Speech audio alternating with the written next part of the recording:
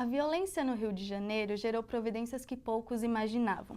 A intervenção, assinada pelo Temer e votada pela maioria na Câmara, dá a função aos militares de acabar com a onda de violência no estado do Rio. Para falar sobre o tema, trouxemos o professor de Direito Constitucional Flávio de Leão Bastos. Muito obrigada pela participação. Eu que agradeço o convite. Seja bem-vindo. Muito obrigado. E antes da gente começar o nosso bate-papo, vamos assistir uma matéria da Vitória Inhesini no Memorial da Resistência. O Memorial da Resistência nos lembra como era o dia a dia de quando a Constituição parou de existir. Carol Apple, jornalista, concedeu uma entrevista a respeito da situação da mídia durante a intervenção militar no Rio de Janeiro, que remete a muitos à ditadura militar de 64. Essa intervenção ela é racista, ela é preconceituosa e ela é eleitoreira. O que a gente tem que trazer como crítica em relação à intervenção militar é quais são as ações militares na história que surtiram efeitos em curto, ou médio ou longo prazo. Na verdade, o que a gente tem aí é um cenário de bastante repressão e que onde os militares não conseguiram conter sequer as fronteiras, por exemplo, que eles estão de olho, que é por onde entra a droga, por exemplo. As pessoas têm que se perguntar o que está acontecendo no Rio de Janeiro e a imprensa tem que colaborar para essa discussão e não simplesmente comprar a ideia de que está acontecendo uma guerra. Estatisticamente, existe uma guerra no Brasil, se você for para pensar em números. Morre mais gente aqui do que uma série de outros lugares que realmente estão em guerra. Enquanto essas pessoas estavam no morro, estavam sofrendo violência, pouco se falava, a não ser quando isso atingia a classe média. Então, o que eles estão pensando e tentando fazer, a princípio parece uma cortina de fumaça, mas pode ter muito mais coisa envolvida nesse processo, que é isso que a gente, como cidadão, tem que estar atento. Porque não é simplesmente pacificar uma cidade como o Rio de Janeiro. A gente tem que se perguntar todos os motivos que levam os políticos a atuarem nesse local. O Memorial da Resistência, perto da Estação da Luz do metrô, já foi o antigo prédio da DOPS, onde ficavam os prisioneiros políticos da ditadura militar. Hoje vamos perguntar às pessoas da rua o que elas pensam a respeito da intervenção militar que está ocorrendo atualmente no Rio de Janeiro. Eu sou contra porque eu acho que isso é uma licença institucionalizada para matar quem tem os seus direitos privados. Eu acho que é um absurdo, eu acho que você não faz uma política real de combate, seja o que for, à violência, às drogas, ao crime, levando o exército. Na situação atual, eu acho que eu sou favorável, bem favorável, porque não tem como restabelecer a paz e a ordem sem ter uma ação mais enérgica que eu espero que tenha do poder militar. Nitidamente o Estado perdeu o controle sobre a criminalidade. Bom, Flávio, quais situações que autorizam uma intervenção como essa? Pois não. Então vamos partir da seguinte premissa. O Brasil, ele tem uma forma de Estado, ele segue uma forma de organização do seu Estado, poderes, territórios, distribuição de funções, que nós chamamos de modelo federativo. Então nós temos a União, os Estados, os municípios e o Distrito Federal. A regra, pela nossa Constituição, é a seguinte: a União jamais deve intervir nos estados. Esta é a regra. O que significa dizer que, embora coexistam vários entes federativos, como eu citei agora há pouco, um deve respeitar a autonomia do outro, política, econômica, financeira, judiciária, etc. A União pode, em certos casos, intervir nos estados. Estes casos estão previstos no artigo 34 da Constituição Federal. E o artigo 34, numa das exceções que permite esta intervenção, tem como caso para tal intervenção afastar risco iminente à ordem pública. Então, ela é um instrumento previsto na Constituição. Não é algo ilegal, não tem nada a ver, não tem nenhuma relação com golpe ou intervenção militar ilegal, ilícita, inconstitucional. Ela é um instrumento previsto, essa intervenção. Ponto. A questão que deve ser colocada é: seria o caso este do Rio de Janeiro a justificar uma intervenção? A pergunta não é se ela é prevista ou não na Constituição, mas se é cabível neste momento. O que foi feito, parece claro, foi um cálculo político do presidente da República. Coloca-se essa intervenção na pauta, talvez para desviar a atenção de outros projetos que não foram realizados. Pois. E você pode nos explicar qual é a diferença entre uma intervenção militar e uma federal? Pois bem, uma intervenção militar, tal como entendida hoje, ela consiste num processo fora dos parâmetros da Constituição. E a Constituição é a nossa lei suprema. Ela não pode ser desrespeitada. A intervenção federal, ao contrário, é um instrumento, como eu disse há pouco, previsto na Constituição. Mas não apenas para combater um crime organizado. Por exemplo, existe um modelo de intervenção, uma previsão, para restabelecer e reorganizar as finanças de um Estado. É possível. E aí seria nomeado alguém que entende de finanças. Quem foi nomeado agora? Foi um militar. Por quê? Porque o que se diz é que essa intervenção foi justificada para combater o crime organizado.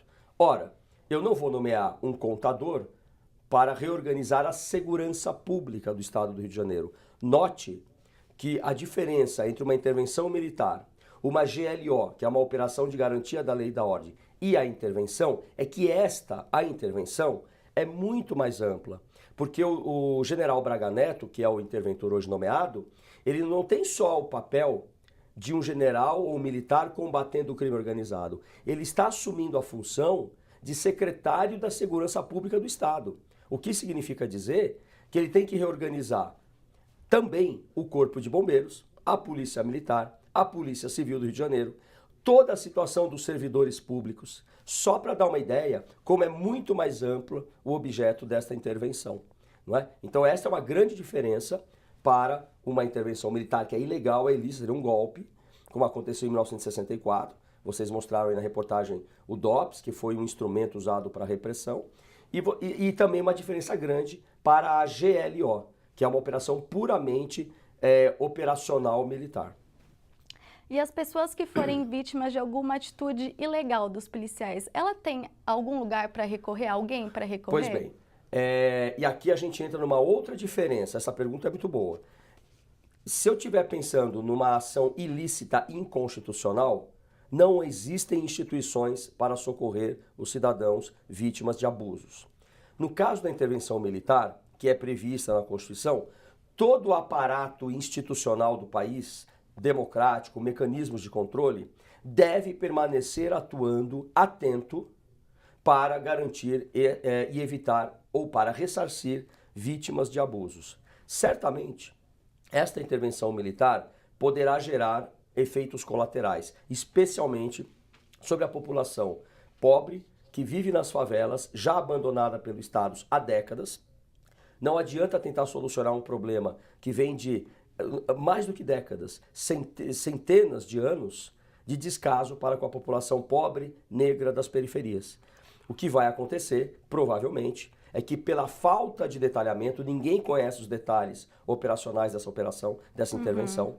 Por esta falta de detalhamento, certamente as vítimas será novamente a população mais pobre. Eu quero lembrar que ainda ontem foi assassinada uma vereadora que estava denunciando abusos. Né? Um gravíssimo crime que não é só contra a pessoa humana, a vereadora, uma mulher combativa, mestre em sociologia negra, e seu motorista que também foi assassinado. É um atentado contra a democracia. Isto é efeito de toda esta conjuntura. Certo. E antes da gente continuar, a gente vai para um rápido intervalo e o Papo.com volta já.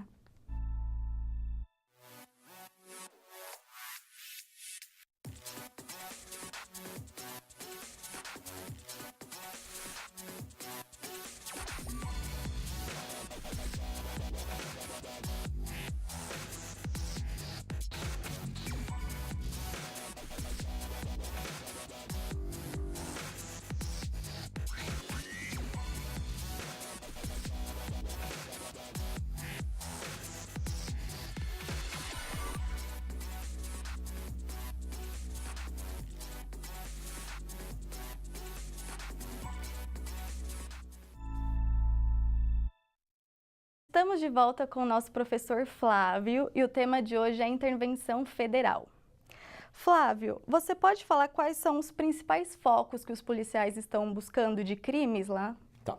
Do ponto de vista da operação dos soldados e dos policiais, evidentemente, pela função e competência que eles detêm, por previsão do artigo 144 da Constituição, o papel deles é o combate ostensivo, linha de frente contra os traficantes. Este é o papel que eles têm. Como eu disse, a intervenção federal tem um objeto muito mais amplo do que só combater o crime, que é reorganizar toda a segurança pública do estado do Rio de Janeiro. Agora, o papel dos policiais é, primeiro, evitar a prática de crimes, atuar logo após a prática dos crimes, por exemplo, apreendendo armas ou drogas. Terceiro lugar, polícia investigativa. É o que falta no Brasil, é inteligência, porque a Polícia Civil não recebe investimentos do Estado. Portanto, cabe aos policiais a investigação mediante instrumentos de inteligência para atingir a raiz, a causa das condições que fazem com que o crime organizado venha crescendo cada vez mais nos últimos 30 anos, pelo menos. Então, cabe aos policiais este papel ostensivo, impedir e atuar logo após a prática do delito e investigar os crimes, sempre respeitando o direito dos cidadãos que não tem nenhuma relação com o crime organizado. Mesmo a atuação sobre os criminosos tem que respeitar o marco constitucional, a nossa Constituição. E recentemente a ONU demonstrou preocupação com a intervenção e ela afirmou que as Forças Armadas não são especializadas em segurança pública e investigação. E para você, essa medida de segurança é uma ameaça para a sociedade? Eu acho que pode constituir uma ameaça à democracia e já é uma ameaça aos direitos da população mais carente. Veja bem, o crime organizado é fruto de uma doença crônica que marca a história do país, desde o seu início, que é o abandono das populações. Por exemplo, pequenos grupos de políticos que usaram dinheiro público, como é sabido. Então nós temos um problema que gerou falta de saúde, falta de educação, falta de perspectiva para as crianças que nascem em bairros periféricos ou nas favelas e que são aliciadas pelo crime organizado. Ora, eu tenho um problema, portanto, que não vai ser resolvido com uma operação militar policial. E aí é que eu vejo a possibilidade grande de que ocorram violações e abusos em relação, como já está acontecendo. A imprensa vem noticiando isso, não é? Fichamentos ilegais, menções ao uso de mandados de busca e apreensão coletivos, mortes de jovens que foram jogados em valas, o assassinato da vereadora no Rio de Janeiro. Então, são situações relacionadas à intervenção federal. Você faria essa busca por segurança de algum outro modo? Como você acha que seria uma boa opção? Você precisa pensar em ações de curto, médio e longo prazo. Ações de curto prazo, para combater o crime organizado, são necessárias. Não sei se a intervenção seria o ideal.